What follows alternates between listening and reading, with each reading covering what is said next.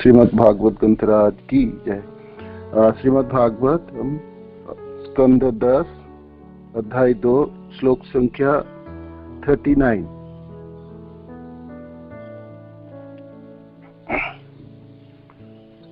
ओम नमो भगवते वासुदेवाय।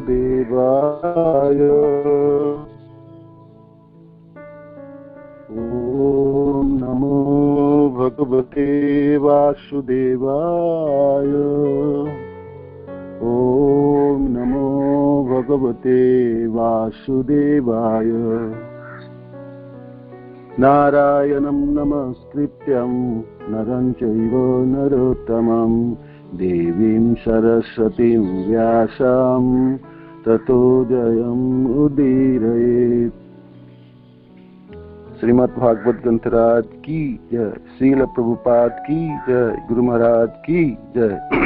श्लोक संख्या 39। न ते अभवस्य ईश भवस्य कारणं विना विनोदं बत तर्कयामहे भवो निरदः स्थिति अपि अविद्यया कृता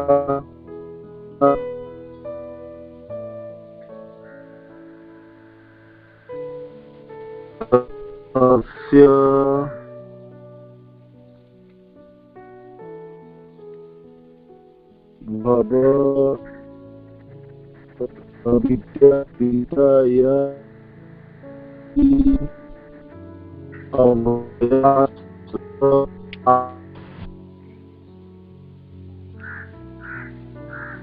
मेरे बाद आप दोहराएंगे सब। श्लोक दोहराना बहुत जरूरत है। आप बेशक मैं आप लोगों को ना भी सुन पाऊं, किंतु मेरे बाद आप श्लोक को पढ़ने की और आवृत्ति करने की प्रयास कीजिएगा। भगवान प्रभु आवाज ठीक से सुनाई दे रहे हैं और मेरे को ये करके मेरे साथ थोड़ी सी पढ़ लेंगे तो मेरे को पता चलेगा कैसा आवाज। म्यूजिक ठीक आ रहा है। आप धीरे बोल रहे हो क्या? Your call has been put on hold. Please stay on the line. आपका कॉल होल्ड पर है, कृपया प्रतीक्षा। ऐसे तो ठीक आ रहा है। अरे बोल, ऐसे ठीक आ रहा है ना? हाँ ठीक आ रहा है। नाते अभवस्य ईश भवस्य कारणम्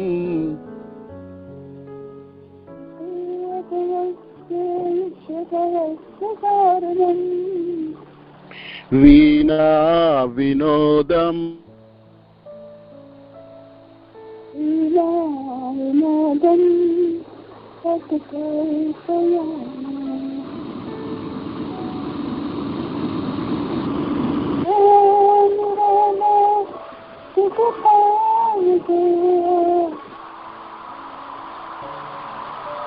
भवो निरधतिरपि अविद्यया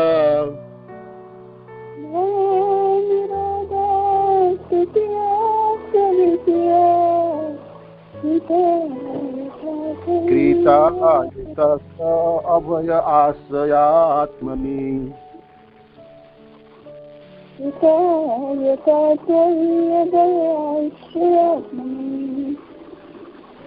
न ते अभवस्य ईश भवस्य कारणम्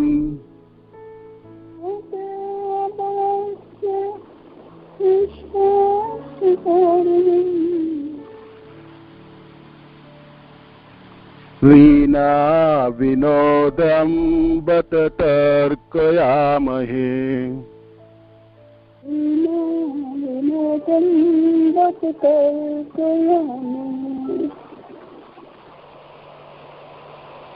वभो निरोधो स्थितिरपि अविद्यया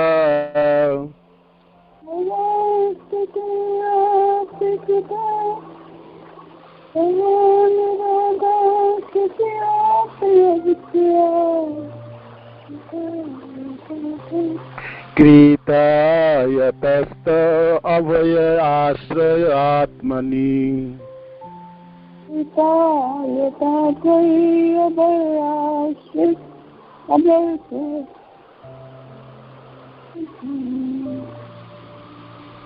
कोई एक माता जी आदित्य कर दीजिए प्लीज।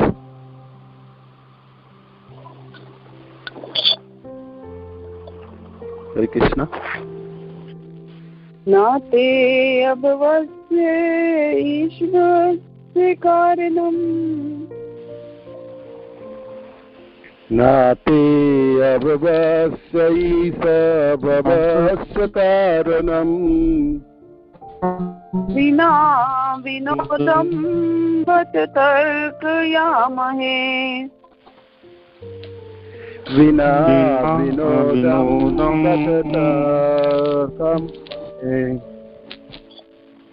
भवो निरोधा तिथियाप्य विद्यया भवो निरोध स्थितिरप्यविद्यया कृता यथा त्वयि अभय आश्रयात्मनि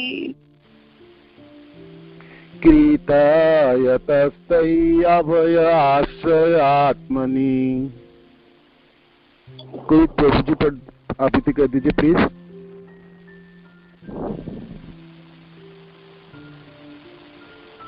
हरि बोल।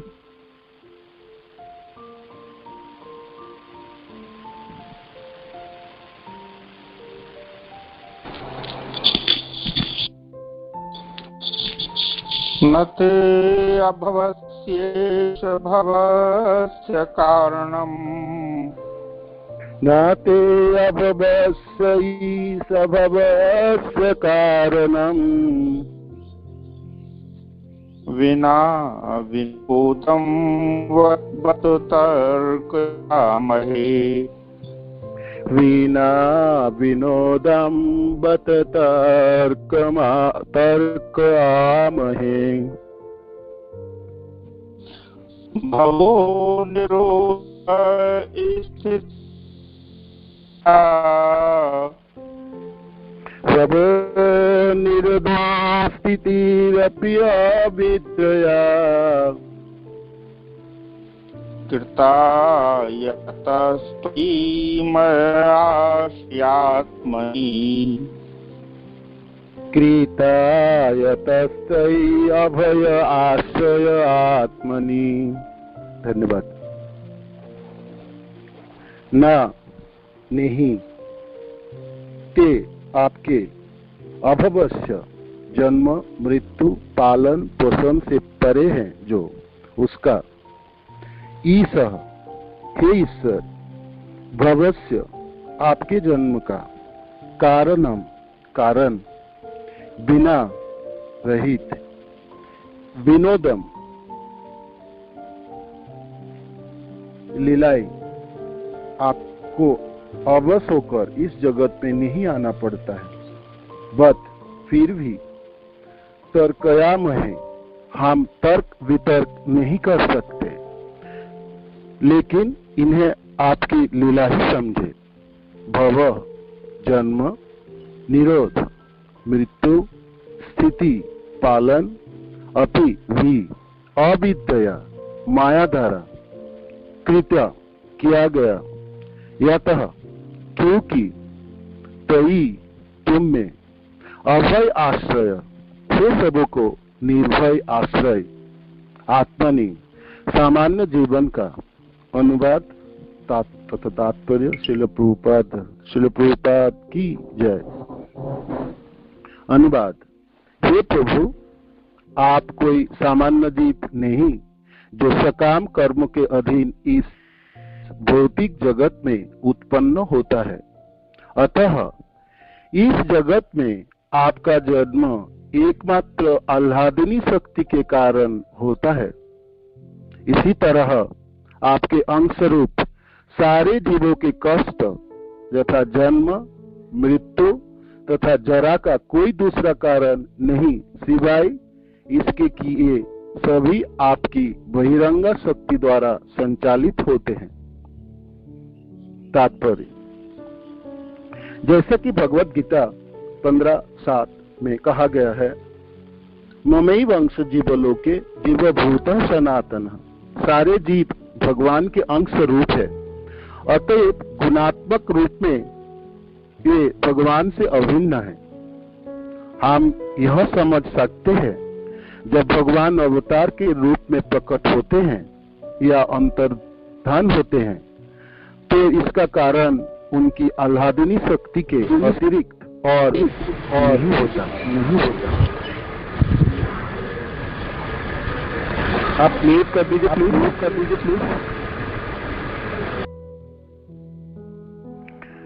हम भगवान के प्रकट होने के लिए बाध्य नहीं कर सकते। वे भगवत गीता में 4:7 श्लोक में कहते हैं, यदा यदा ही धर्मस्य ग्लानिर्भवति भारत अभ्युत्थानम अधर्मस्य तदात्मानं सृजामि अहम।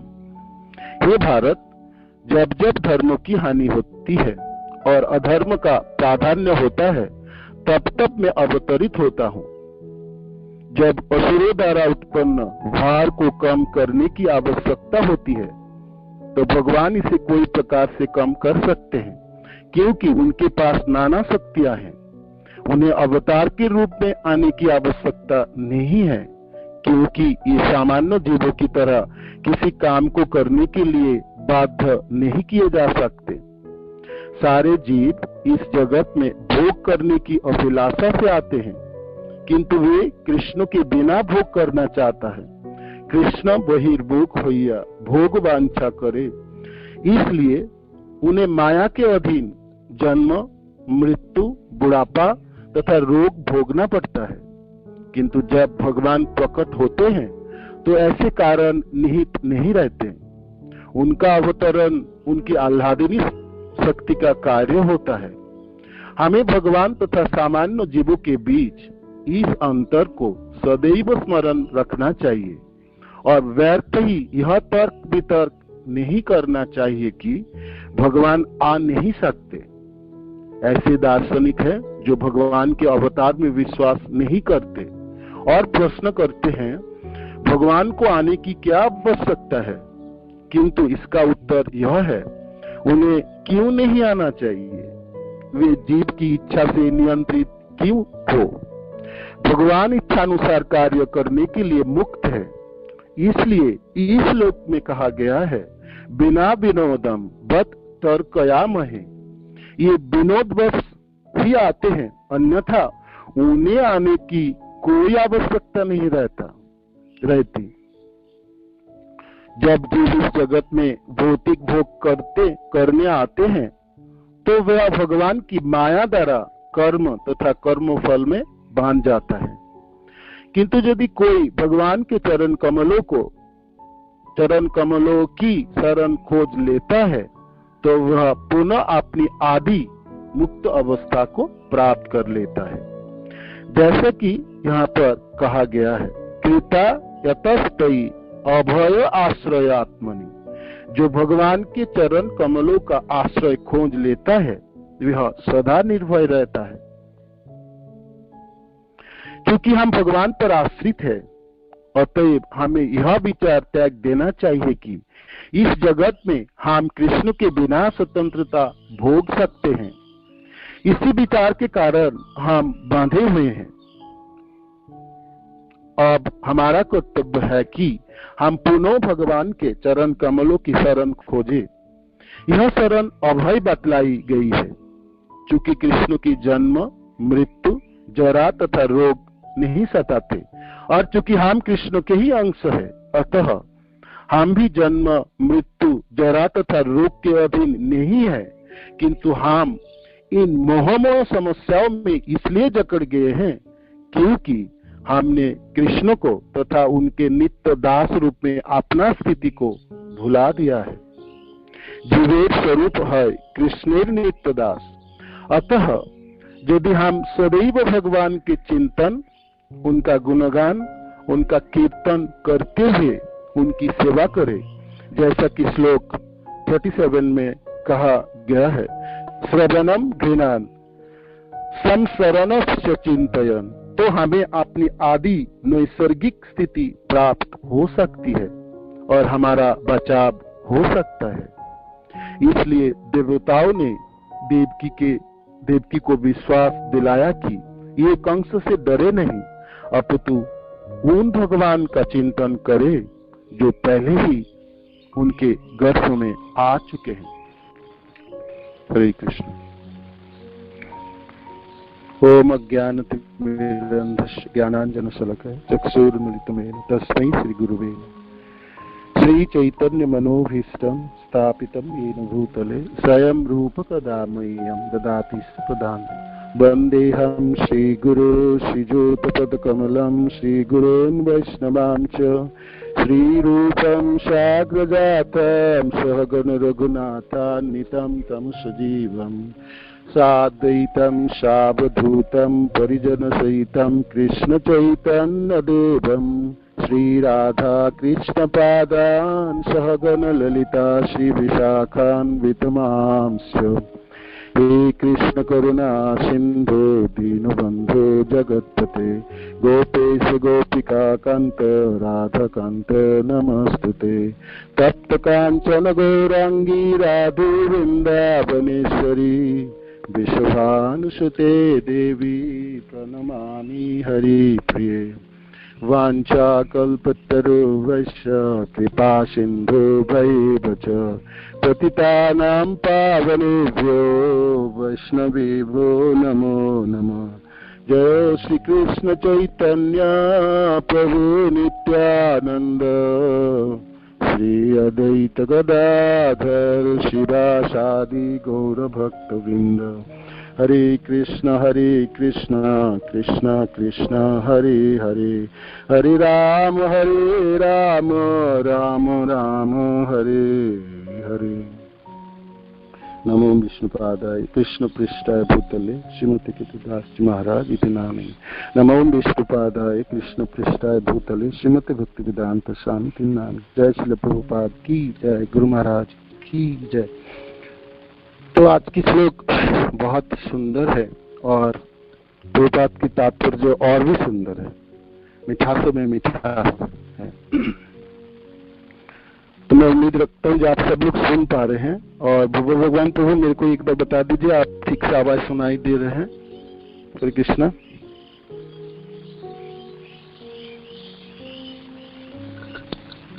बोल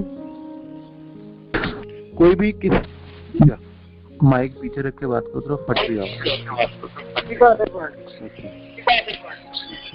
ठीक है, अभी ठीक है, बताइए तो सती जीवन बोलो। ज्यादा पीछे, हाँ ज्यादा पीछे होगा। देखिए कितना चलता है।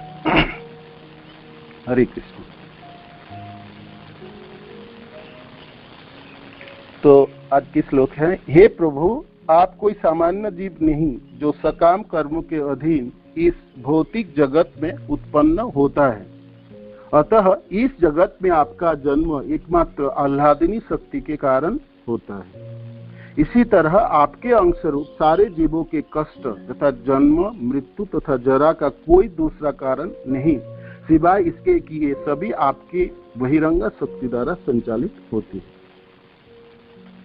तो जो भगवान की जो प्रकट होना तथा जन्म जिसको हम कहते हैं, तो हमारे जन्म जैसा नहीं है। वो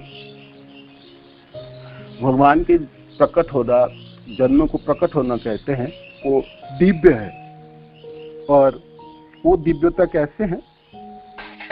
भगवान यहाँ प्रकट होने और जन्म लेने बाध्य नहीं है, जैसे हम सब अपने कर्म के वजह से बाध्य है और जन्म लेते हैं। तो ममई वंश यहाँ पर तात्पर्य,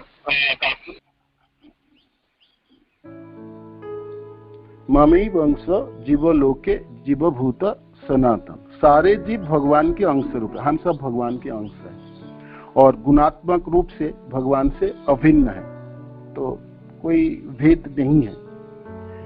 तो किंतु भगवान के प्रकट होना और हमारे प्रकट होने में भेद है। ये हम समझ ले तो फिर हमारा काम बन जाने वाला है। जन्म कर्म चमे दिव्यम जो व्यक्ति तत्वतः त्यक्त्वा देह पुनर्जन्म नैति मामेति स अर्जुन।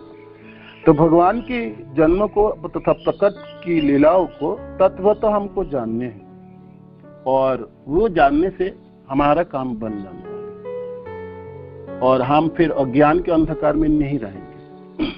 जैसे मनुष्य के जन्म होते हैं तो सब हम जानते हैं, पिता के द्वारा माता के गर्भ में स्थापित होते हैं जीव और उनको 9 महीने तक गर्भ में रहना पड़ता है और गर्भ की पीड़ा को सहन करनी पड़ती है और भ्रूण कैसे कैसे बढ़ती है और कैसे कैसे पीड़ा उसकी सहन करती है, भागवत में इसके भी सब वर्णन है पिछले स्कंदों में। तो जीव को असह पीड़ा होती है और उस माँ के गर्भ के अंदर उसकी पीड़ा सहन करनी होती है और उसी में वो पालता बड़े होते हैं। भ्रूण जब बड़े होते हैं आँख निकलते हैं, उसमें हाथ और पाँव निकलते हैं और फिर वो माँ की ऊपर निर्भर रहते हैं जीने के लिए, सांस के लिए, सब कुछ।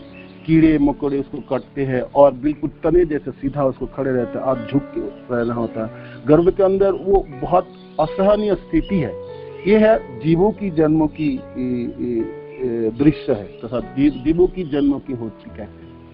भगवान ऐसा कभी गर्भ के अंदर होते भी है तभी उसको पीड़ा नहीं होने होता। और जहां तक इस भगवान कृष्ण की बात आती है, आज जब आप देखेंगे आने वाले श्लोकों में और अध्याय में भगवान कैसे आए, कैसे जन्म हो।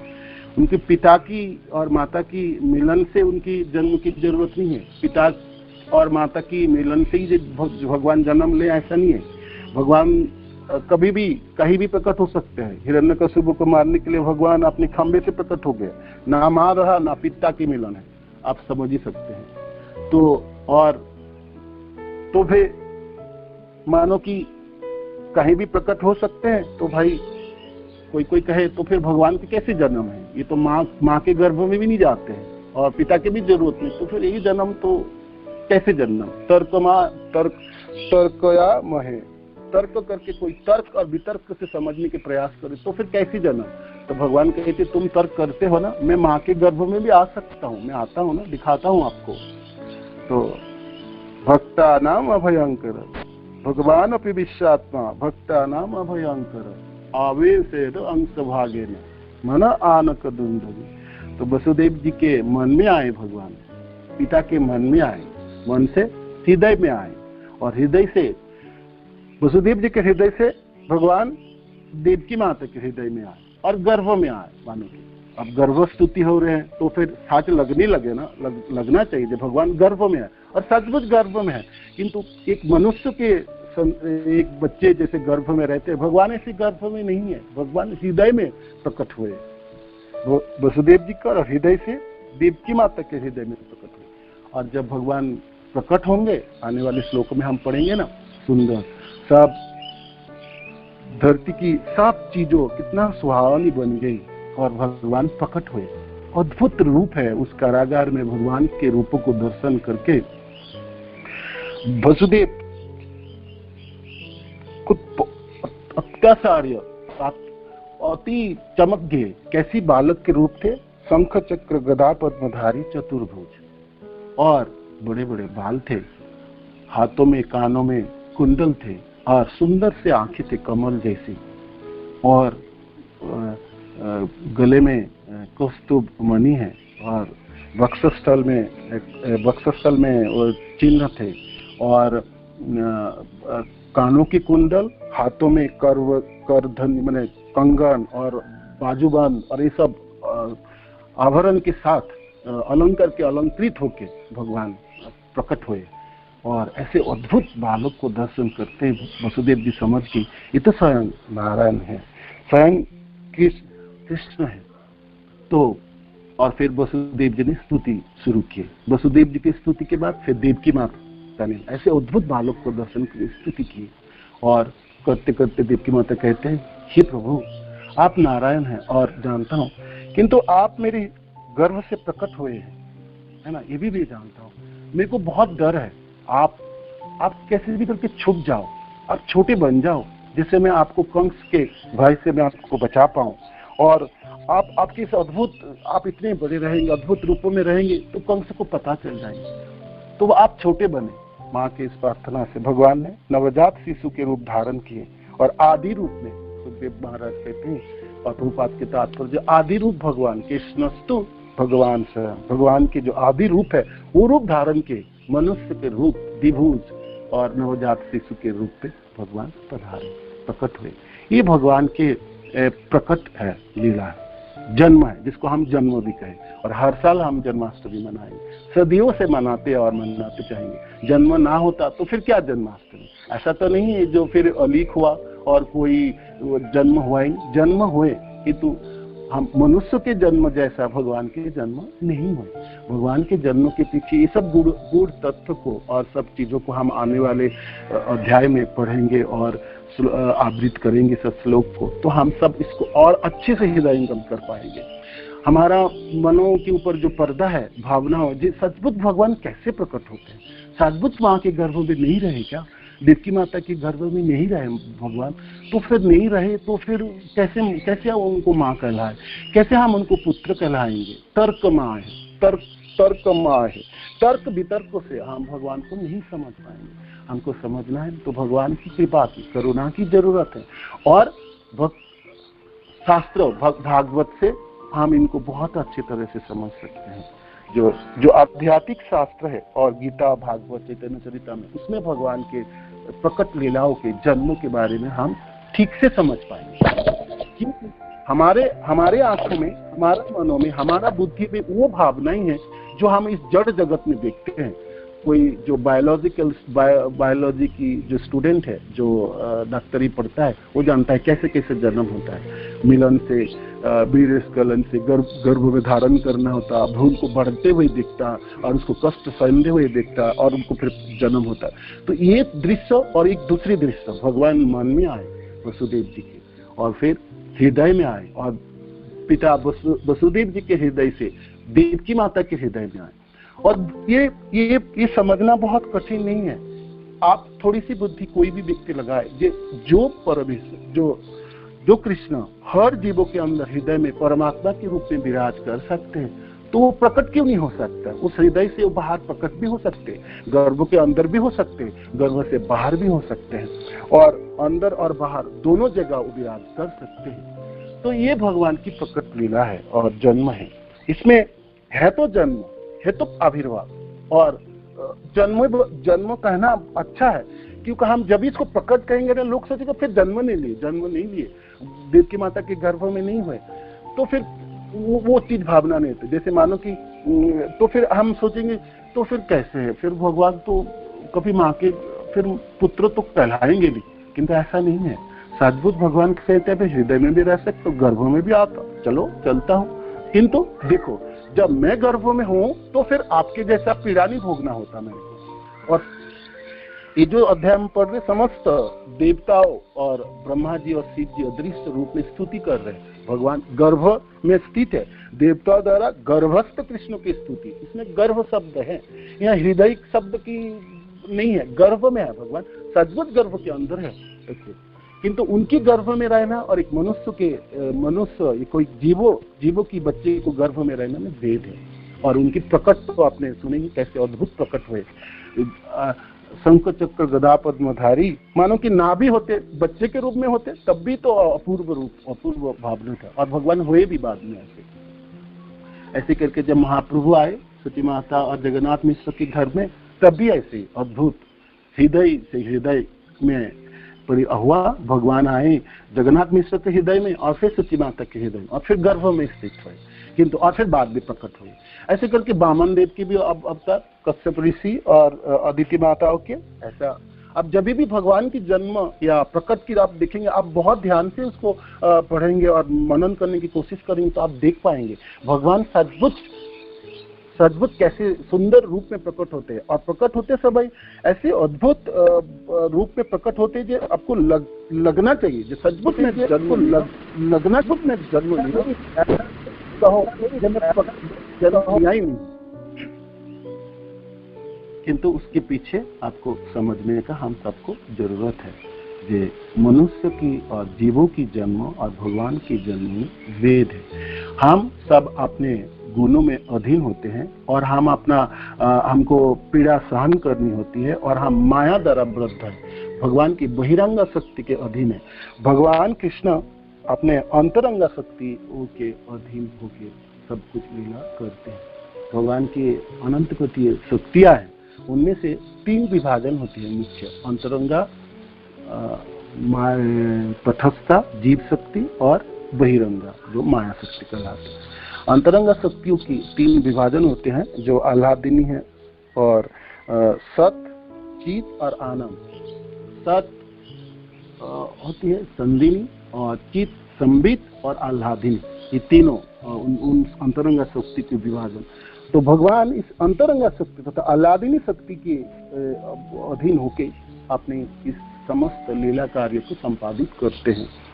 तो भाई प्रश्न यहाँ पर आते हैं प्रभुपाद के तात्पर्य में, उन्हें अवतार के रूप में आने की आवश्यकता नहीं है क्योंकि वो सामान्य जीवों की तरह किसी काम को करने के लिए बाध्य नहीं किया जा सकता है।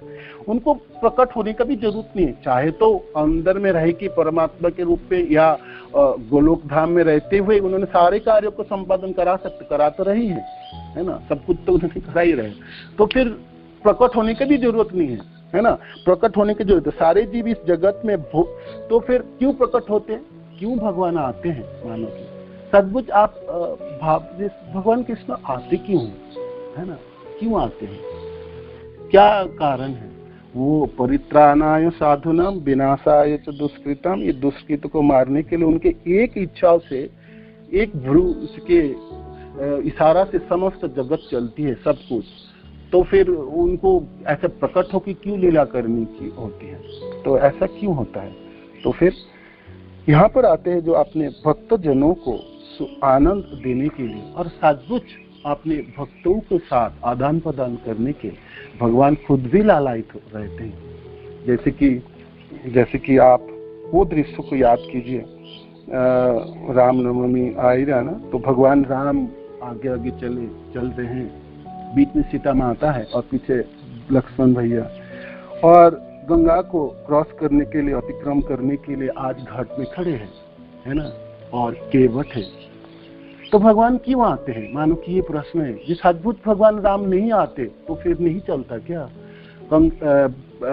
आप रावण का वध नहीं हो पाता, विनाशाय च दुष्कृतम नहीं होता, हो सकते थे, किंतु वो दृश्य आप सोचिए।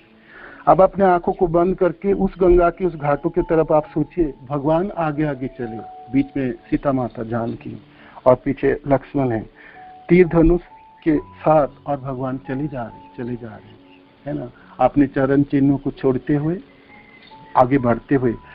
तो केवट के लिए फर्क हो सकता है, हम सब लोगों के लिए नहीं फर्क हो सकते। मानो कि भगवान रामों की वो चरण चिन्ह ना होते और केवट उस चरण चिन्हों को धोते हुए आज आंखों से अश्रु लेके धो रहे थे और रो रहे थे जी, ये तो वही चरण है ना जिसको समस्त जन, सब लोग, जोगी मुनि और सब आराधना करते। ओहो भाग्य मेरा, आज मेरी इस छोटे से नैया में आज वो चरण आए, तो उस चरण को स्पर्श करके जो केवट धो रहे थे, तो सच्चे भगवान राम नहीं होता तो केवट को कौन, केवट का क्या होता? भगवान राम नहीं आते तो जब भगवान नदी को अतिक्रम करके चित्रकूट के जंगलों में प्रवेश किए तो उस सब मुनि ऋषियों का क्या होता? उनके आंखों की कौन देख, कैसे सांत्वना होता है ना? आप कहो हे कृष्ण, हे राम, आप परमात्मा के रूप तो विराज करते हो, तो उसमें ध्यानस्थ तो जोगी तो ध्यान कर लेंगे, देख लें, किंतु क्या होगा उस ऋषियों के, मुनियों जो साक्षात आज दर्शन करके आप्लुत है, चलते हुए चित्रकूट पर्वतों में तीनों चले जा रहे। आप सोचिए कैसे उद्भुत और सुंदर दृश्य होगी। उस पर्वतों के ऊपर भगवान के चरणों के चिन्ह होंगे, उस हवा में भगवान राम और लक्ष्मण और जानकी मैया के शरीर की सुवास होगी, है ना, और समस्त जीवात्माओं तक की मानो की आंखों की दृष्टि देखते हुए वो दृश्य को आत्मसात करने की इच्छा होगी, है ना। भाग्य हमारा होती तो सचमुच भगवान रामों की वो दृश्य हम उस चित्रकूट पर्वत में हम कीड़े भी बनते या कीट भी बन के रहते और उस दृश्य को हम देख पाते। तो ये भक्त जनों के लिए भगवान की आने की क्या आवश्यकता है। मानो कि कोई कहे कि हे राम आप क्यों आए, आपका आने का क्या आवश्यकता था। तो पूछिए उस सबरी से जो 5 साल की उम्र में अपने गुरुदेव के आश्रम में, मातंग जी के आश्रम में आए थे। ये आशा लेके आए कि मैं साधु संतों की सेवा हो। तो छुप के उन्होंने सूखी लकड़ी एकत्रित करके गांठरी बना के आश्रम के द्वार पे छोड़ के जाती थी। तो मातंग जी ने सोची ये कौन आ गए जो छुप के सेवा करना सीख गए, ये तो कोई होगा, भाग्यवान होंगे, सबको जानने वाला होगी। सेवा तो सब करते हैं किंतु छुप के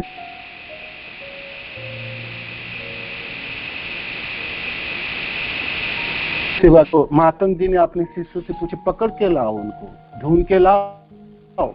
तो ढूंढ के लाए तो सबरी माता आज बच्ची है छोटी सी और अपने गुरुदेव के सामने डर के मारे नतमस्तक खड़े हैं और कांप रहे थे। और यही सोच के कांप रहे थे मेरा क्या होगा, मैं इस आश्रम की सेवा में आया हूँ और साधु संत की सेवा कर पाऊं, मेरे को यहाँ से निकाल दिया गया तो, और मैं अछूत हूँ, सबर जाति के हूँ, ये सब बड़े बड़े महात्मा जन है, मेरे को इन लोगों की संग ना प्राप्त हो तो मैं फिर क्या करूं, मैं क्या करूं। तो रोते बिलखते हुए माने अपने आंखों को अपने मस्तक को नीचे किए और अपेक्षा कर रहे थे। तो मातंग जी ने पूरे शरीर को दर्शन किए, पूरे ऊपर से नीचे तक देखे ओहो आज गुरु को अपने शिष्य मिले और शिष्य को गुरुदेव मिले। तो समझ गए ये है कौन।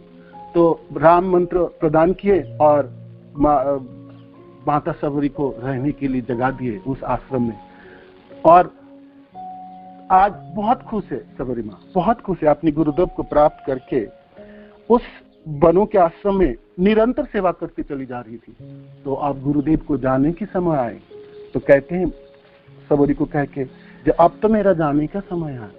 तो सबरी रोते हुए कहते हैं हे गुरुदेव मैं किसके सहारे में रहूं इस आश्रम में, और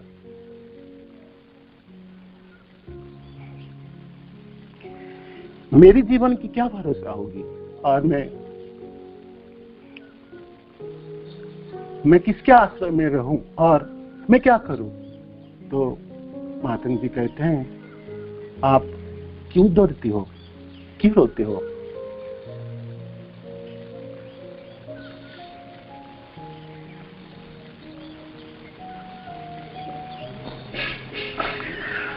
भगवान राम आएंगे ना एक दिन और आपको यही रहना है। मातंग जी चल बसे। सबरी माता को आज वो आश्रम सुना सुना है। गुरु के बिना सद्बुद्ध जीवन धारण करना बहुत ही मुश्किल है। एक शिष्य के लिए वो बहुत बड़ी दुखों के दिन है। तो किंतु एक आशा है मनों में, एक आशा और एक उमंग है जी भगवान राम आएंगे। तो सबरी माता 15-16 साल की वो लड़की ये आशा हृदय में बांधा, गुरुदेव की कृपा है और कृपा से वो भावनाओं को हृदयस्थ किए जो भगवान राम आएंगे, एक दिन आएंगे। तो रास्ता साफ करती है, फूलों से सजाती है और अपने कुटिया के प्रांगण में बैठ के वो दूर तक देखती है जब भगवान राम आने वाले हैं। हम सब लोगों के लिए भगवान ना आते तो कोई फर्क ना होता। भगवान के आने का कोई आवश्यकता नहीं है हमारे लिए, हम सब जनों के लिए। जिस जनों के हृदय में ना कोई भावना है, ना आंखों में वो उल्लास है, वो स्फुरन है, और दूर तक वो मातंग जी के उस आश्रम में जहां तक दृष्टि जाते हैं उस कुटिया में बैठ के सबरी माता ने दूर तक दर्शन कर जो मेरा राम आने वाले। तो उस सबरी माता को क्या होता, भगवान राम ना आते।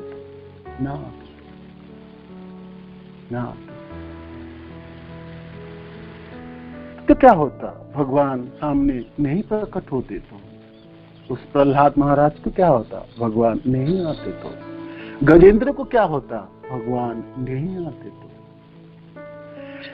गोपीजनों को क्या होता, भगवान अपने मनुष्य रूपों में उस अद्भुत लीला नहीं करते तो कौन कौन देखते हैं, कौन संभालते अपने भक्त को? उनको क्या होता? हम जनों के लिए कोई फर्क ना होता, अभक्त जनों के लिए कोई फर्क ना होता, तार्किक के लिए कुछ परिवर्तन नहीं होता, किंतु उस भक्त जनों के लिए क्या होता, जिसके हृदय में भगवान को दर्शन करने के लिए अटूट लालसा है, आंखों में वो तीव्र दृष्टि रख रहे, आंखों में वही उस आंखों से देखने के लिए वो अभिलाषा है जो कूट कूट के भरी है, और आंखों की मानो कि इसीलिए वो देख रहे, दो देख पाए एक दिन कृष्ण को, वो देख पाए भगवान राम को। तो भक्त को ऐसी तीव्र इच्छा है, लोलुपता है, तो भगवान कैसे रह पाए? भगवान अपने अंदरस्थ परमाणु चुआंतरस्थ परमाणु के अंदर छिपे हुए गोलोक में खड़े हैं कि तू भगवान भी ना रह पाए। भगवान भागते हुए चले आ रहे थे। तो वो आप दृश्य याद कीजिए, सबरी माता का वो उत्कंठा, वो ललुपता, 15-16 साल की लड़की जो उन्होंने शुरू किए थे, वो इच्छा भावनाओं को हृदयंगम करते करते आज माँ बूढ़ी हो चुकी थी। आंखों की दृष्टि बहुत दूर तक नहीं जाती, किंतु मन में वही तीव्र उत्कंठा जो भगवान राम आएंगे आएंगे आएंगे। और जब आए सद्भुत भगवान को ये लीला, ये सीता माता के चोरी जाना, रावण को वध करना, ये सब चीज पल मात्र से भगवान कर सकते थे, किंतु उस सबरी माता को कौन संभालते? उस आश्रम में बैठे हुए, उस कुटिया के प्रांगण में उस माताओं को आंखों की मणि कौन बनते? तो भगवान आए, भागते हुए चले आ रहे थे। भगवान तो मानो कि देख ही नहीं रहे थे रास्ते को, उस जंगलों के रास्ते में चलते, उनकी एक ही निशाना था, कैसे करके सबरी से मिले। जैसे सबरी उत्कंठित थी, ऐसे भगवान राम भी उत्कंठित, मैं कब मिलूं। तो फिर ये आवश्यकता है भगवान के आने की, ये जरूरत है भगवान के आने की। तो यहाँ पर एक शब्द, एक लाइन था, भगवान क्यों आए, भगवान को आने की क्या आवश्यकता है? भगवान के आने की ये आवश्यकता है। भक्त जितनी ललुपता के साथ भगवान को देखने के प्रयास करते हैं और अपने प्रांगण में बैठ के दूर तक दृष्टि लगाते होंगे, है ना, भगवान भी तो उतने लालायित रहते हैं। ये भक्त और भगवान की मिलन है सद्भुत। ये साम्राज्य, ये जो भक्त के प्रकट होना, तरह तरह अवतार को आना, ये सद्भुत अपने भक्त जनों के लिए है, अपने वो प्रेमी भक्तों के लिए है जो आप थिरकते हुए, नाचते हुए, मानो कि उस वृंदावन के वनों में प्रवेश कर रहे हैं भगवान। आप वो दृश्य सोचिए, गोकुल नंद के आलय से निकले दोनों भाई बलराम और कृष्ण, है ना, सिर पे मोर पंख है, पीताम्बर धारण किए हैं, और आज नटवर बपू हैं, और नाचते हुए गाते हुए बांसुरी लिए भागते भी चले जा रहे हैं। तो फिर क्यों है, किसके लिए? वो तो उस रास्ते के दोनों तरफ जो गोपीजनों ने अपने आंखों को बिछाए, उन दृश्य को उन लोगों के लिए, ना कि हम सब जनों के लिए। हमारे लिए कोई फर्क नहीं है भगवान आए या ना आए। हम तो अपने थोड़ी सी जीवन में ये है, अपना पुरुषार्थ के ऊपर निर्भर है, किंतु उन जनों के लिए जो दोनों रास्तों के दोनों तरफ आंखें बिछाए गोपीजन बैठे हैं और दृश्य को देखने के लिए नाचते हुए एक झलक और एक पल और देख पाए, इसीलिए भगवान के आने की आवश्यकता है। यहाँ पर शब्द है, जे भगवान के आने की क्या आवश्यकता है? ये भगवान की आने की आवश्यकता है। कोई पूछे, जे हे कृष्ण आप क्यों आते हो? कोई पूछे, हे राम आप उस चित्रकूट पर्वत की तरफ क्यों आगे बढ़ रहे थे, और क्यों चले जा रहे थे, और क्यों भाग रहे थे? क्यों? पूछिए आप उस सबरी माता से, पूछिए आप उस खेवट से, पूछिए उस सुग्रीव जी से, और पूछिए विभीषण जी से, जो आप भगवान क्यों आते हैं? पूछिए उस गोपीजनों से, पूछिए असंख्य गोप सखाओं से, पूछिए से और क्रूर जी से, पूछिए उद्धव जी से, हे कृष्ण आप क्यों आते हैं? आप क्यों आते हैं? किंतु इसका उत्तर यह है, उन्हें क्यों नहीं आना चाहिए? आप कहिए आप। अब हम प्रभुपाद जी कहते हैं अब क्यों नहीं आना चाहिए? आप बोलिए। आप मानो कि प्रश्न कीजिए, हे कृष्ण आपको आने का क्या जरूरत है? आप प्रभुपाद जी लिखते हैं क्यों नहीं आना चाहिए, है ना? वो सबरी माता भी तो पूछेंगे भगवान राम को क्यों नहीं आना चाहिए। वो केवट भी तो पूछेंगे भगवान राम को क्यों नहीं आना चाहिए, है ना? उस चित्रकूट पर्वत में असंख्य मुनि ऋषि तो पूछेंगे जो आप हे राम आप क्यों नहीं आएंगे, क्यों नहीं आएंगे? कौन नहीं पूछेंगे, है ना? मीराबाई तो पूछेगी हे कृष्ण आप क्यों नहीं आओगे? गोपीजन तो पूछेंगे हे कृष्ण आप थिरकते हुए नाचते हुए क्यों नहीं चले जाओगे, है ना? क्यों नहीं आना चाहिए? ये जीवों की इच्छा से नियंत्रित, उन्हें क्यों नहीं आना चाहिए? ये जीवों की इच्छा से नियंत्रित क्यों हो? भगवान इच्छा अनुसार कार्य करने के लिए मुक्त है, इसलिए इस श्लोक में कहा गया बिना विनोदम बत तर्कमार। विनोदम अपने लीलाओं के लिए, है ना? शब्द यहाँ पर है लीलाओं। अपने आपको अवश्य होकर इस जगत में नहीं आना, अवश्य को।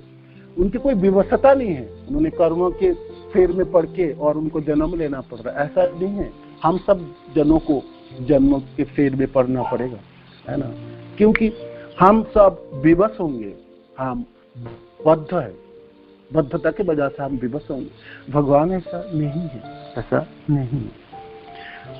भगवान इच्छानुसार कार्य करने के लिए मुक्त है। क्यों ना हो, बताइए आप क्यों ना हो, क्यों ना है? ऐसे कैसे भगवान है जो सबरी मैया अपने 15 साल की उम्र से वो रास्ता को बना बुहार रही है, साफ कर रही और फूलों से सजा रही है और कुटिया के प्रांगण में बैठ के दूर तक दृष्टि डालती है कि कब आए मेरा राम, कब आए? तो क्यों ना आए? ऐसा कैसे हो सकता? वो भगवान कहाँ के? वो भगवान क्यों ना आएंगे? क्यों नहीं आना चाहिए? प्रभुपाद जी की अद्भुत सुंदर लाइन है, क्यों नहीं आना चाहिए? तो आप सचमुच आप देखेंगे, हम सबरी माता के उस कुटिया में प्रांगण में बैठ के खड़े होकर हम देखते तो हम समझ पाते कि क्यों नहीं आना चाहिए भगवान राम को। केवट आज अपने नौका में चरण को रखते हुए धोते हुए उनके आंखों की उनकी छवि को हम दृश्य देख पाते तो हम भी पूछते भगवान राम आप क्यों नहीं आएंगे, है ना? क्यों नहीं आएंगे?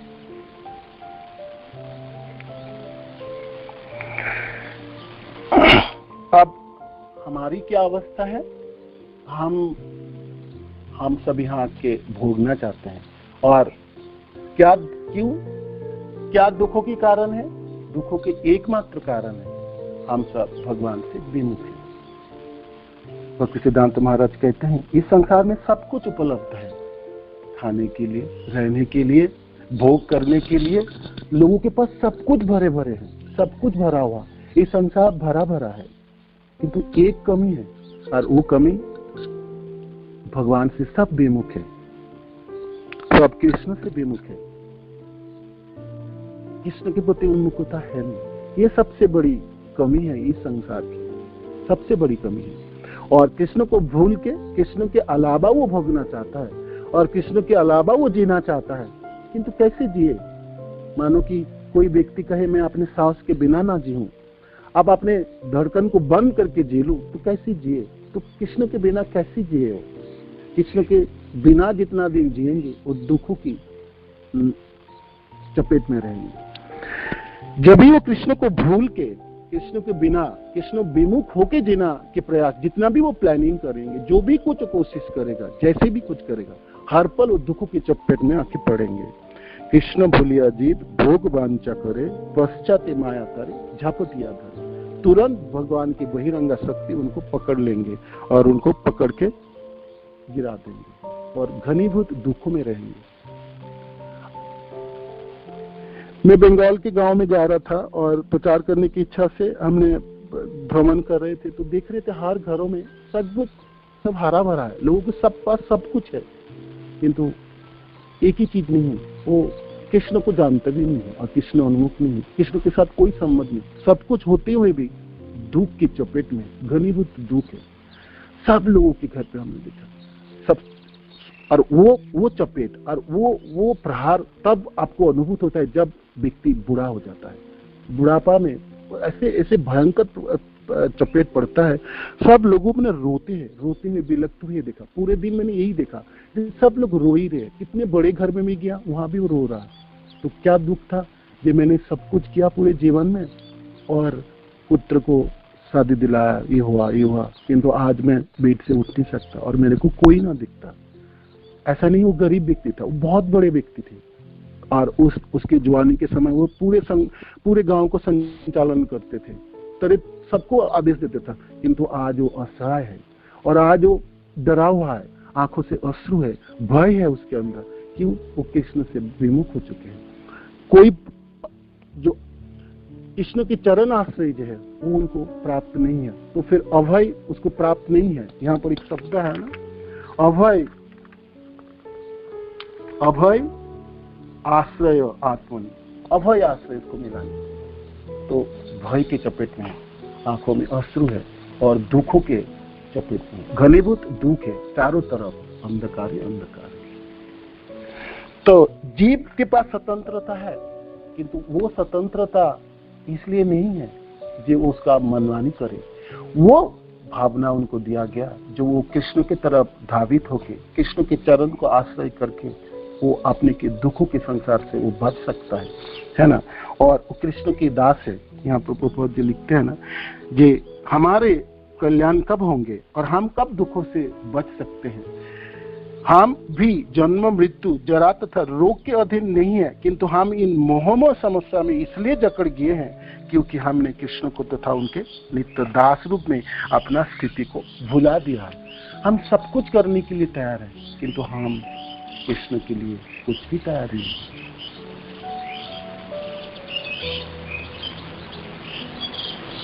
आप सोचो तो सही, सबरी माता की जैसा हमारा जीवन होता और वो जंगल में कुटिया होती और हृदय में भगवान कृष्ण के लिए, भगवान राम के लिए अद्भुत प्रेम होती है ना, और वो दृष्टि होती हे राम एक दिन तो आओगे, तो क्या जीवन होती। आप सोचो क्या जीवन होता, क्या जीवन होता, क्या जिए हमने।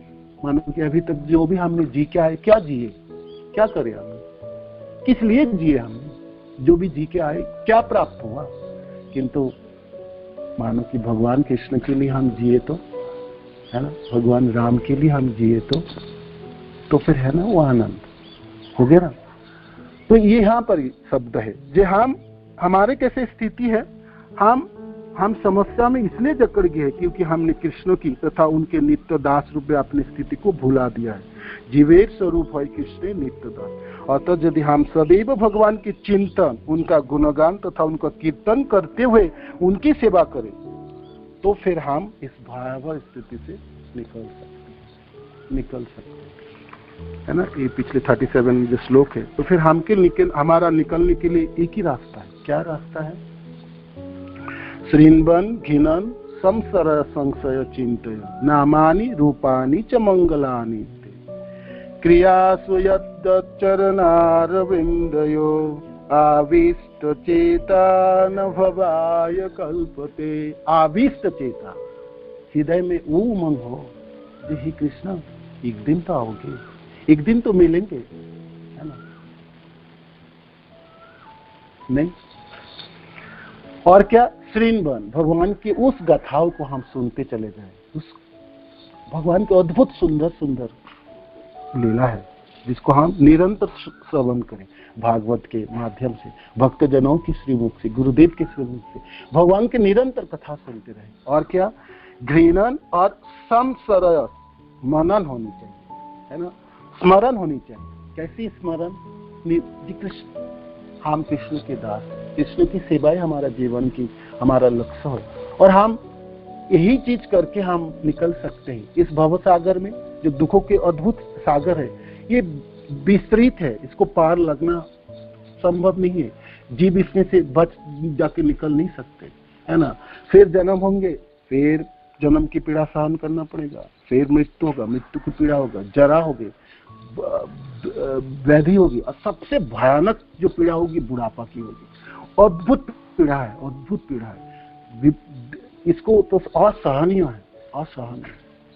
तो इसे पुनरपि जननम पुनरपि मननम पुनरपि जननी जठरे सारी, इससे बचने के लिए एक ही रास्ता है। श्रृण्वन ध्विनन संशय संशय चिंतयन नामानि रूपानि च मंगलानि। भगवान के उस नाम को, उस कथाओं को, उसको हम निरंतर सुनते रहे, गाते रहे, तो एक दिन गाते गाते सुनते सुनते आविष्ट चेता में मन एक दिन चले जाएंगे ना। ठीक है, ऐसा मन तो नहीं होंगे उस केवट की तरह, ऐसा मन तो नहीं होंगे उस सबरी माँ की तरह, किंतु होगा तो सही, कुछ तो ना कुछ तो होगा, कुछ तो होगा। गोपियों जनों के आंखों की वो आतुरता तो हम में नहीं होंगे, किंतु कुछ तो होगा, है ना, कुछ तो होगा, कुछ तो होगा। तो हम आविष्ट चेता ऐसे करते करते जिस दिन हृदय में आविष्ट हो जाएंगे, भगवान के चरण के प्रति लोलुपता बढ़ जाएगी, तो फिर हमारा काम बन जाएंगे और हम इस संसार से बच सकते हैं। संसार के भव सागर को, संसार दावानल को निकल के जा सकते हैं और भगवान के धाम को प्राप्त कर लेंगे। तो फिर हमारा सारे समस्या के समाधान हो जाएंगे। इसलिए देवताओं ने देवकी को विश्वास दिलवाया कि कंस से डरे नहीं और भय चले जाएंगे, अब किसी के आपको डरना नहीं। जैसे देवता लोग कहते हैं, जब आप कंस से डरे नहीं, आप तो उन भगवान के चिंतन करें जो पहले ही उनके गर्भ में आ चुके। तो भगवान के चिंतन से सब भय निकल जाएंगे। ये जो कष्ट है, जो पीड़ा है, नष्ट हो जाएगी, आने वाले जन्म रुक जाएंगे और जीवन की सारी समस्या समाधान हो जाएंगी। वो चीज हम सबको आज प्राप्त होगी, मानो कि कृष्ण के प्रति गुरुदेव की कृपा से हम सब उस रास्ते पे चल दिए। अब तो जगाना है भावनाओं की, कितनी तेजी से हम भाग के पकड़ पाए, है ना। दृष्टि कहाँ तक जा सकता है, उस जंगलों की, उस पेड़ों को कितना भेद करके देख सकते भगवान राम आ रहे हैं कि नहीं आ रहे। तो वो आवेश, वो भावना तो आप अपना करो भाई। शरीर ढलने से पहले उस चरण को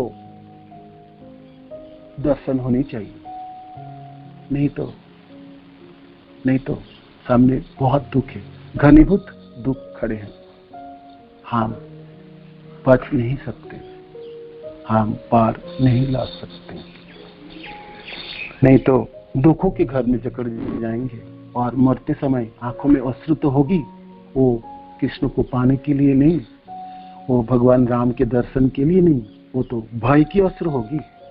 ऐसा नहीं होना चाहिए, ऐसा नहीं होनी चाहिए। अभय चरण के आश्रय, अभय आश्रय ग्रहण करें।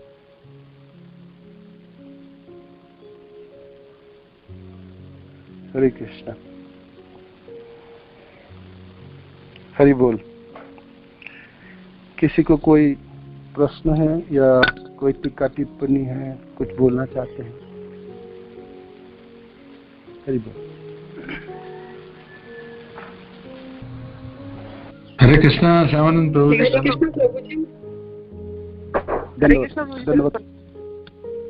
धन्यवाद माता जी। यस माता जी, बहुत ही सुंदर क्लास थी। ऐसा लग रहा था कि सचमुच चित्रकूट के जंगलों में हैं और भगवान राम चल रहे हैं, उनके साथ जानकी माँ चल रही है। बहुत ही सुंदर दृश्य दिख रहा था और शबरी माँ का बहुत ही सुंदर दृश्य दिख रहा था। मेरा कोई प्रश्न नहीं है, मुझे बस यही कहना था कि बता नहीं सकती मैं कि कैसे भाव आ गए थे। बहुत सुंदर क्लास थी, बहुत धन्यवाद। प्रभु जी आप ये ट्रेलर दे रहे थे क्या रात के लिए, चैतन्य चेतावनी क्लास के? हरे कृष्णा प्रभु। धन्यवाद प्रणाम। मेरे को बहुत याद आ रहा था भैया। धन्यवाद प्रभु जी, धन्यवाद धन्यवाद धन्यवाद प्रभु जी। बहुत अच्छा क्लास, थैंक यू। एक प्रश्न है प्रभु। तो प्रश्न ये है कि प्रभु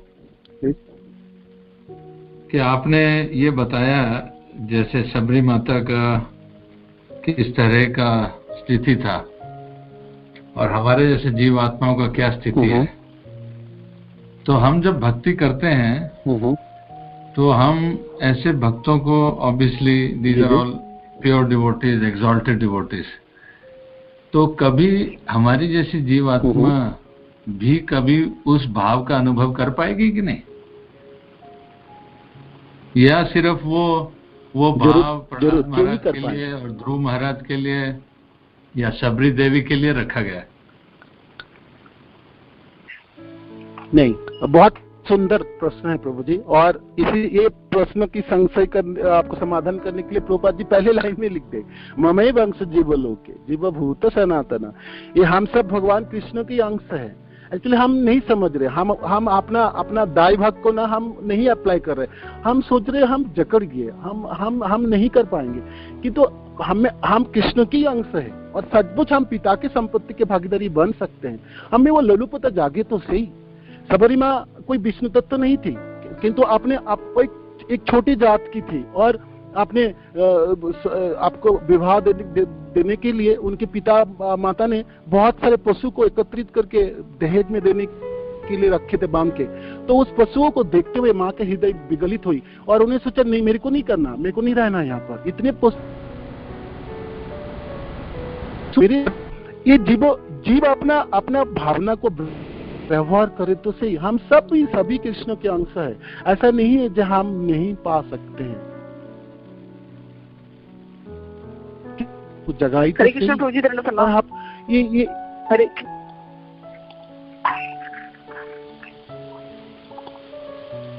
क्या हरे कृष्ण। हरे हाँ, एक सेकंड माता जी। चैतन्य प्रभु हरि बोल। यस प्रभु जी, हरे कृष्ण। हाँ, हमारे लिए है, सद्बुद्ध हमारे लिए, ये सबके लिए है, ये दृश्य सबके लिए है, किंतु हम अपने कर पाए। कोई चाहे उसको करके कर ले, कोई अपने प्रयास करे। तो भक्ति सिद्धांत महाराज भी एक जगह कहता है ना, जो मनुष्य अपने प्रयास करे तो कृष्ण को प्राप्त होकर रहेगा। उसमें वो अकृतकार्य नहीं हो सकता। बेशक वो धन नहीं कमा सकता, वो बहुत बड़े व्यक्ति नहीं बन सकता इस संसार में, बहुत यशस्वी नहीं हो सकता, किंतु वो अपना लक्ष्य को एकत्रित करे और जो मेरे को कृष्ण प्राप्त करना है, कृष्ण का प्रेम प्राप्त करना है, तो फिर वो कभी विफल नहीं होने वाला। क्योंकि ऐसा प्रमाण कभी हुआ ही नहीं, किसी ने विफल हुआ ऐसा छवि, ऐसा दृश्य किसी जगह पे नहीं। कोई व्यक्ति अपने जीवन में ये लक्ष्य को चुन लिया, ये मेरे को कृष्ण को प्राप्त करनी है, कृष्ण के चरण आश्रित होनी है, कृष्ण प्रेम प्राप्त करनी है, तो उनके लिए मेरे को प्रयासी होनी। तो फिर वो ठीक अपने गुरुदेव के चरण आश्रय करे और गुरुदेव की जो हमारा जो प्रथा है, जो सिस्टम है, उसके मुताबिक वो चले और हृदय में वो अटूट वो भावना को जागृत रखे और निरंतर भगवान करुणा जरूर होंगे। ये सब कोई काल्पनिक नहीं है, ये दृश्य कोई मनगढ़ंत नहीं है। ये सब भक्तों ने प्राप्त किए, तो हम भी कहें। ब्रह्मा जी अपनी स्तुति में कहते हैं ना, ये तो दाई भाग है, ये तो पिता की संपत्ति है, जिसमें उसको हक वो दावेदार बनना चाहिए उनको। वो तो अभागा पुत्र है, जो दावेदार नहीं, वो हक अदा नहीं कर रहा है। जी हे कृष्ण, आप मेरा पिता है, मैं आपके पुत्र हूँ, तो ये मेरे तो आपको तो पाना ही पाना है, क्यों नहीं प्राप्त करूंगा मैं, और आपके साथ में क्यों ना रहूं। आप मेरा पिता हो, पिता के राज्यों में हम रहेंगे, ये तो हमारा अधिकार है। हम अपने अधिकार को खुद ही जागृत नहीं कर रहे, तो फिर हम यहाँ पर रहना चाहते हैं। छोटी छोटी चीजों में हम फंसते हैं और छोटी छोटी लालसा है, अभिलाषा है, हम क्यों ना कर लेते हैं। हे कृष्ण, आपके साथ भी तो रहूं, है ना। वो अभिलाषा हम जागृत कर ले तो और बढ़ जाए तो प्राप्त कर ही लेंगे। ठीक है प्रभु, हरे कृष्ण। हरे कृष्ण जी। यस माता जी। हरे कृष्ण प्रभु जी। हाँ मायावती माता जी, आप पूछिए क्या धन्यवाद। प्रभु जी, जैसे जो ज्यादा कुछ प्राप्त करना होता है तो उसके लिए बहुत मेहनत करनी पड़ती है। अगर हमारे मन में ये इतनी बड़ी इच्छा, मतलब ये सब कुछ जो भी हम साधन कर रहे हैं, क्या ये साधन उस इच्छा को फुलफिल करने के लिए सफिशिएंट है? क्या हमें अपने भौतिक जीवन में अपने मोह का, अपने जो अपने इसमें लिप्त हैं उसका त्याग नहीं करना पड़ेगा उसको, इतनी बड़ी इच्छा को प्राप्त करने के लिए? माता जी के प्रश्न है। इच्छा हमारी इतने साधन से क्रिएट हो जाए, अभी तो हमारे अंदर इच्छा ही नहीं है। सबसे बड़ी बात तो हमारे अंदर इच्छा ही नहीं है। अगर इच्छा होती तो शायद ये छूट जाता। हाँ, तो इच्छा तो नहीं पहले है, आपने तो छूट नहीं रहा ना। माता जी ने प्रश्न भी किया, माता जी ने उत्तर भी दिया, है ना। उत्तर है जो हमने सचमुच हमारी इच्छा ही नहीं है, हमारे लिए कोई फर्क नहीं है ना, हमारे लिए कोई फर्क नहीं है। कृष्ण आए, कृष्ण ने लीला किए, हमारे लिए कोई फर्क नहीं। किंतु फर्क तो देखो उस केवट को, उस घाटों में, उसके आंखों में देखो झांक के, ये फर्क तो उनके लिए है। हमारे मन में इच्छा है ही नहीं, ऐसा उमंग है ही नहीं, है ना। पहली तो ऐसी उमंग तो करो उत्पन्न, ये सचमुच हे कृष्ण क्यों नहीं होंगे आप? मरने से पहले ऐसे अभागा के तरह मरूं मैं क्या? मेरा मैं ऐसे भिखारी के लिए जन्म लिया, भिखारी जैसे नहीं मरना चाहता हूँ मैं नहीं मरना चाहता हूँ। आपके बिना मैं मरना नहीं चाहता हूँ, मानो की, है ना, नहीं है। तो भगवान इतने करुणामय है ना, जब भी आप इस भावनाओं से पुकारोगे। आप कही तो से सबरी मैया का क्या बहुत बड़ी ज्ञानी थी क्या? बहुत पढ़ाई की थी उन्होंने, बहुत उच्च कुल की थी? नहीं थी ना, कुछ भी नहीं थे। क्या सामर्थ्य थे उन्होंने? तो माँ तो इसलिए आई थी जी मैं थोड़ी सी सूखी लकड़ी इकट्ठा करके मैं थोड़ी संत जनों को सेवा कर पाऊं, और मैं तो बहुत छोटा सेवा है ना मेरा, और मैं अंदर जाऊं तो ये लोग मेरे को निकाल देंगे, तो मेरे को ना देख पाए, तो रात के अंधेरा में वो सेवा करती थी, ये सोच के जी मैं साधु जनों को हो जाए। तो आप इच्छा ही तो करो, पहले तो इच्छा करो तो सही, पहले तो इच्छा करो। फिर भगवान खुद भी कहते गीता में, ददामी बुद्धि जोगाम जे नमाम उपयांति। तो तुम करो तो सही, मेरा इच्छा तो कर लो भाई। तुम इच्छा ही नहीं करोगे तो फिर मैं कहां से बुद्धि दूं आपको, और मैं क्या बुद्धि दूं? और मैं आपको दूं भी, आप तो उससे विश्वास नहीं करोगे ना। मैंने तो देखो तो रखा हूं, मैं अपनी गीता भी दिया, भागवत भी दिया, भक्त भी दिया, गुरुदेव दिया, वो सबको तुमने कल्पना समझ लिए, और सब में अपने मोह में पड़ गए और अपने चक्कर में पड़ गए और मेरे को ही भूल गए। और मेरे प्रति तुम्हारी इच्छा तो करो सही है। और आप अपने घरों के मेंबर को जितना प्रेम कर उतना तो कर लो, उतना कर लो। अपने पुत्र को जितना स्नेह देते उतने स्नेह कर लो, उतने स्नेह भी हम कर ले तो भगवान प्राप्त हो जाए।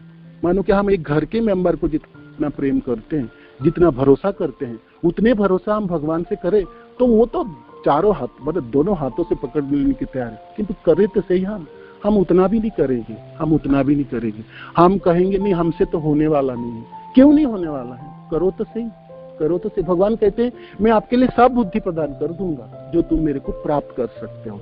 तो क्यों डरते हो? मानो कि डर क्यों है? मानो कि हम साधन नहीं कर पाए तो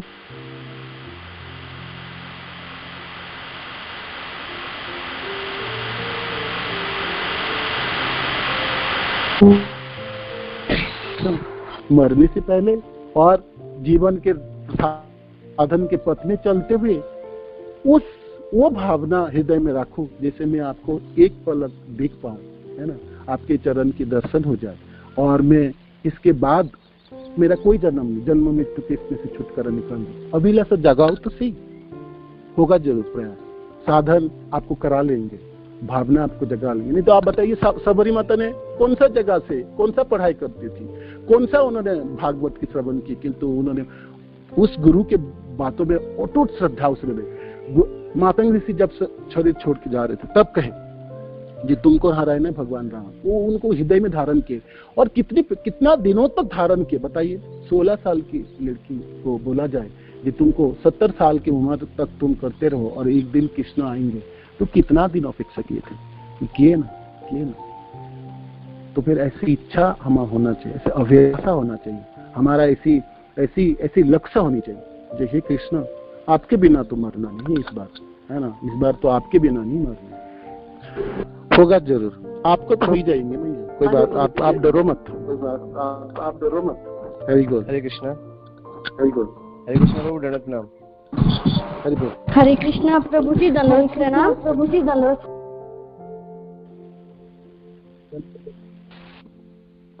जी माता, हाँ प्रभु जी, मेरा ये है, मैं ये कहना चाहती हूँ कि भगवान गर्भ में तो एक ही बार गए थे ना, जब उत्तरा के उसमें गए थे गर्भ में राजा परीक्षित को बचाने के लिए, और पहले तो जब प्रकट हुए तब नहीं गए थे या गए थे प्रभु जी? ये कुछ समझ नहीं आया मेरे।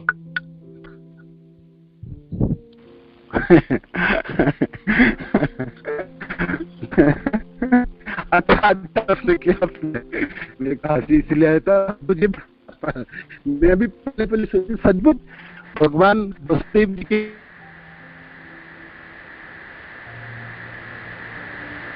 सब तो गर्भ स्तुति क्यों है? गर्भ में नहीं होंगे तो फिर क्या स्तुति होगी, है ना? सचमुच भगवान गर्भ में भी होंगे होते हैं, गर्भ में भी रहे। जब देवता लोग गर्भ में रहे, किंतु भगवान के गर्भ में रहना और मनुष्य के गर्भ में रहना में भेद है। वो मैं जो क्लास के पहले प्रभुपाद जी ने समझाए ना सबको, भगवान गर्भ में ही रहे। आप उनको गर्भ स्थिति सोचिए, किंतु भगवान परमात्मा के रूप में हृदय में रह सकते, परमाणु में रह सकते, मनों में रह सकते, आंखों में रह सकते, पत्ते में रह सकते, धरती के आकाश में गगन में रह सकते, तो गर्भ में भी रह सकते हैं। उसमें क्या है, ऐसा में रहे ऐसा। चैतन्य प्रभु ये मैंने ठीक कहा ना, भगवान गर्भ में रहे, ऐसा बात नहीं गर्भ में नहीं होते तो गर्भ स्तुति क्या है? मैं आपसे भी मेरे भी थोड़ा सा ये एक प्रश्न है प्रभु जी, गर्भ में तो होंगे ही होंगे। चैतन्य देव प्रभु होते तो आपको थोड़ा सा अच्छा उत्तर दे पाते, हालांकि वो देंगे भी, किंतु ये है यस माता जी के प्रश्न है, जो भगवान सचमुच गर्भ में रहे क्या? गर्भ स्तुति है तो फिर गर्भ में भी तो होंगे भगवान, तो देवकी माता के गर्भ में भी तो होंगे, तो इनके प्रश्न है प्रभु जी। आपने तो आंसर कर दिया प्रभु में, इसको थोड़ा बता दीजिए तो प्लीज। नहीं, गर्भ में ही है, सचमुच गर्भ में ही होंगे, ऐसा नहीं कि क्योंकि गोलोक में भगवान का जन्म नहीं होता, गोलोक में भगवान का जन्म नहीं होता है जी, तो भगवान को जन्म लीला भी करनी है, तो इसलिए भौम वृंदावन में लीला करने आते हैं। तो इसलिए भौम वृंदावन जो है एक्चुअली खैर एनीवे भौम वृंदावन यही वृंदावन है एक्चुअल, वो भी गोलोक वृंदावन भी है, लेकिन इधर भगवान का जन्म होता है, तो गोलोक वृंदावन में भगवान का जन्म नहीं है। तो ये सारी रचना भगवान अपने रस के लिए करते हैं, जन्म भी उसमें सबसे बड़ा माता है, वात्सल्य गोलोक नंद महाराज है, यशोदा मैया है, लेकिन जन्म नहीं है। तो उस जन्म की लीला का आस्वादन करने के लिए भगवान, जैसे श्यामानंद प्रभु ने बताया, हृदय से वासुदेव के हृदय से देवकी के हृदय में ट्रांसफर हुए और देवकी के हृदय से गर्भ में आए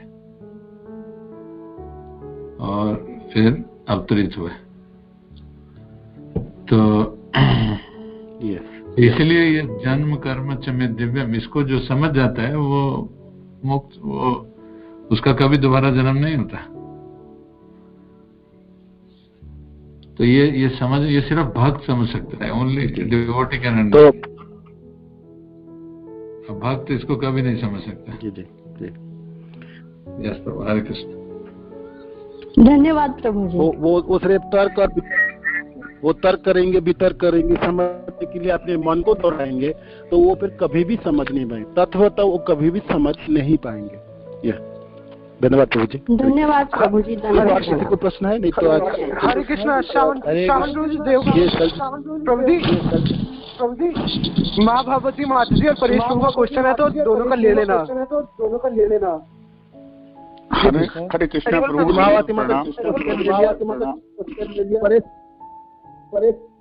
परेश प्रभु हरे कृष्णा, हरे कृष्णा, हरे कृष्णा। हाँ, धन्यवाद माता जी। जी जी प्रभु जी, मेरा आपको और क्वेश्चन ये था कि जी जी प्रभु जी, जो हमारी ये इच्छा ये है कि हमारे अंदर ये इच्छा जागृत हो, उसके लिए क्या ये साधन सफिशिएंट है? ये एक्चुअली मेरा क्वेश्चन था कि जो हम साधन कर रहे हैं, हाँ, ये इतनी इच्छा है हमारी कि हमारे अंदर इच्छा उत्पन्न हो भगवान को प्राप्त करने की।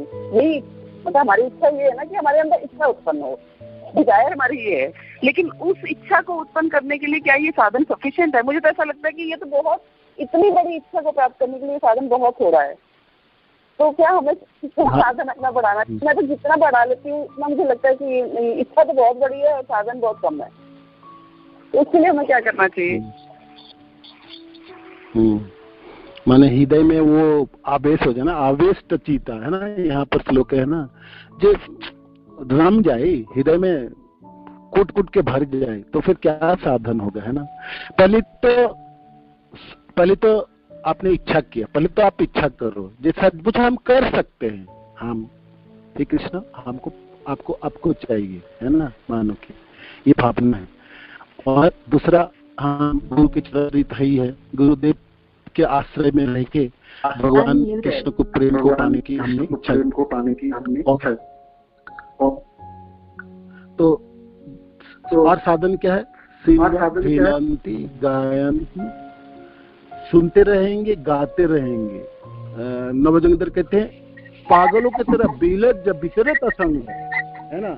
आपको भगवान को प्रेम पाने के लिए निरंतर आपको उसके श्रवण करनी है, भगवान की करुण गाथाओं को सुननी है, अपना साधन को बढ़ाते रहनी है और हृदय में अभिलाषा को जागृत धीरे बढ़ाते रहना, प्राप्त हो करनी है।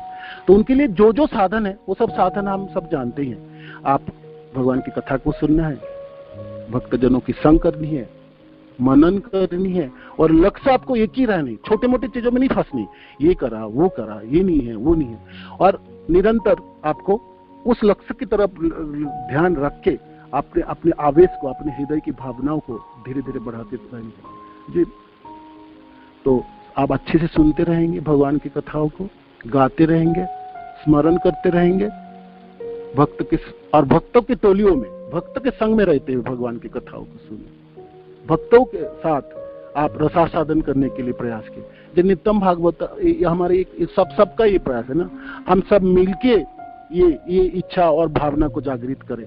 और सबसे बड़ी बात है, जब आप करुणा भर उठेगी आपके हृदय में, भावना जाग उठेगी, तो वो भावनाओं को आप अपने प्रचार कार्यों में प्रचार करेंगे, दूसरे को आप बताएंगे जी कृष्ण कितनी करुणामय है, कितने सहज है कृष्ण को प्राप्त करना, कितने आसान से हम उसको प्राप्त कर सकते हैं, है ना। और हम उनको क्यों भूल जाए, जो हमारा हक है, जो हमारा अधिकार है, जो दायित्व हक है, हम क्यों ना पाके रहें। तो ये एक प्रचारक है, ये प्रचार कार्य है जो गुरुदेव हम सबको लगाते हैं और कोशिश करते हैं कि हम सचमुच आप प्रचार करते रहेंगे।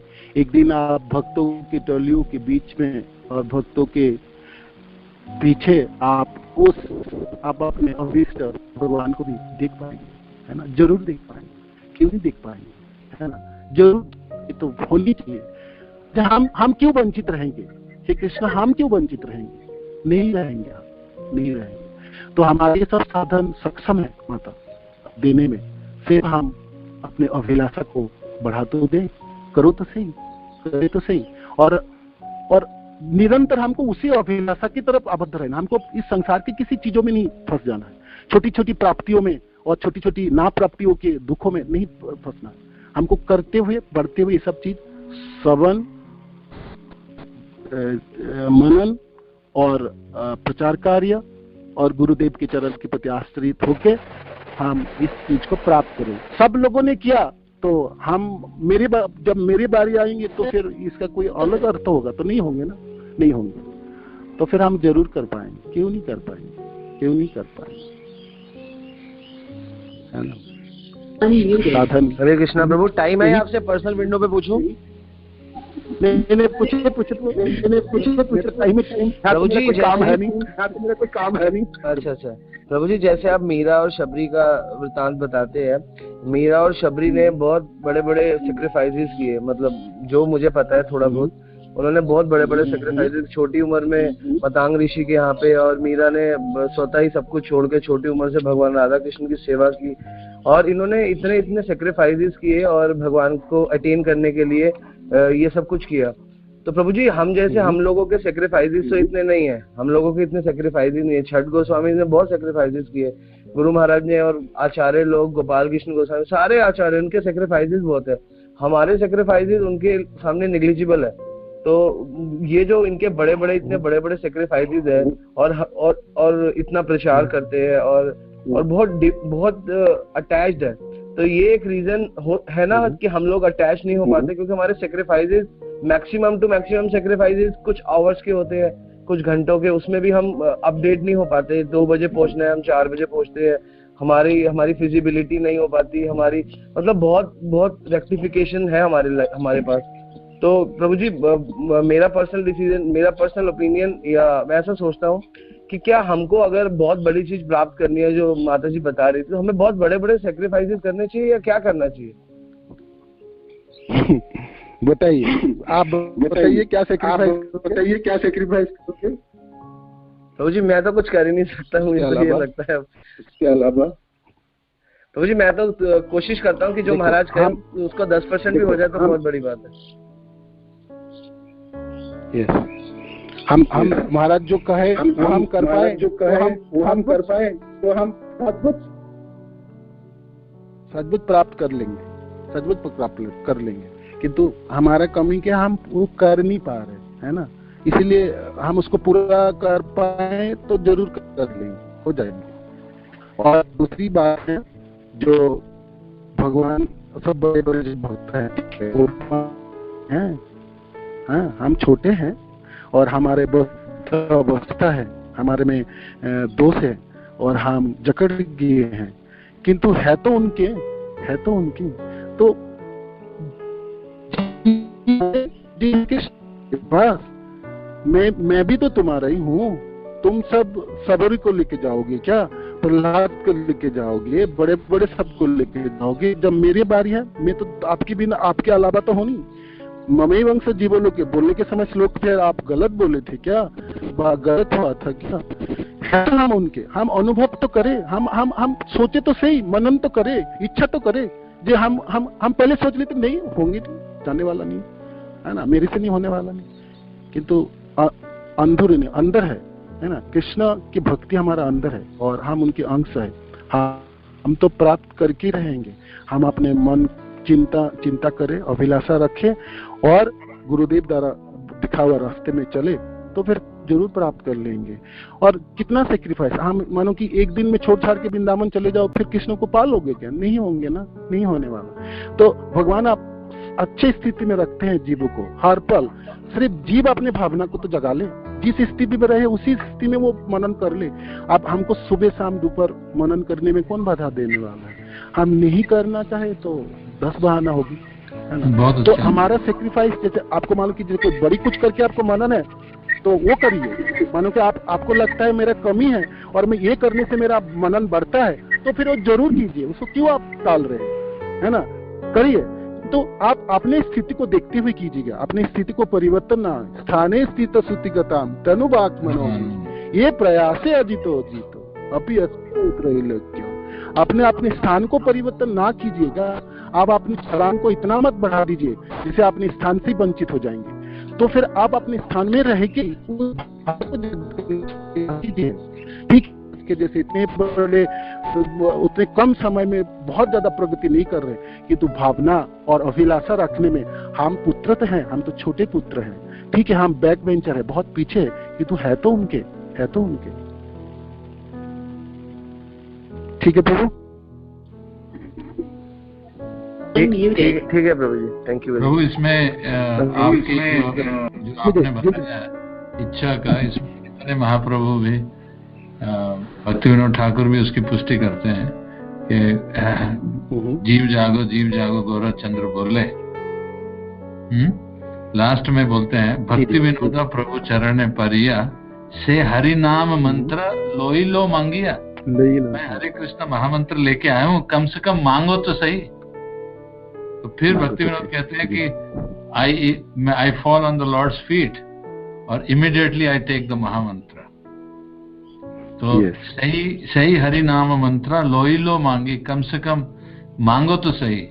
जैसे आपने बोला कम से कम इच्छा तो करो, तो उसकी पुष्टि इच्छा तो करो, कम से कम मांगो तो सही मंत्र। मैं लेके आया हूँ सबका कल्याण करने के लिए, लेकिन अगर आप मांगोगे नहीं, इच्छा नहीं करोगे लेने की, तो मैं क्या कर सकता हूँ? I can not do. बहुत अच्छा मैडम, बहुत धन्यवाद। हरे कृष्णा। ओके, वंशा कल्पतरु है कृपा से। हरे प्रभु जी, प्रणाम जी जी हरे कृष्णा। श्रावण प्रभु जी, ब्रजेश्वर प्रभु को कुछ क्वेश्चन है प्रभु जी, बोलते रहिए। हरे कृष्ण प्रभु, समय हो चुके सबको अपने ऑफिस जाना। मेरे लिए तो आज ऑफिस में ही है, इसलिए मेरे पास। जी पूछिए। दंडवत प्रणाम। हरि बोल। हरि बोल प्रभु जी, दंडवत प्रणाम। पहले तो प्रभु जी आपने इतनी रोमहर्षक क्लास ली, उसके लिए मैं आपका बहुत आभारी हूँ। दूसरा मेरा प्रश्न है, श्रील गुरुदेव महाराज की जय हो। प्रभु, एक तो यह है कि माता देवकी और माता कौशल्या इनके गर्भ में से रहकर प्रभु अपनी इच्छा से अवतरित हुए और सिद्ध किया, राक्षसों को मारा और फिर रावण को मारा, कंस को मारा, और इसके बाद उन्होंने राज किया, यानी अपनी बातों की स्थापना की, उनको करके दिखाया। ऐसे ही ये चैतन्य महाप्रभु आए और इन्होंने भी वो एक तरीके से वृंदावन और ये सब जगह होते हुए राज किया, उसको करके दिखाया, वो सारी चीजें। तो ये और जितने अवतार हुए हैं उनमें जो है प्रभु इस तरह का गर्व नहीं है।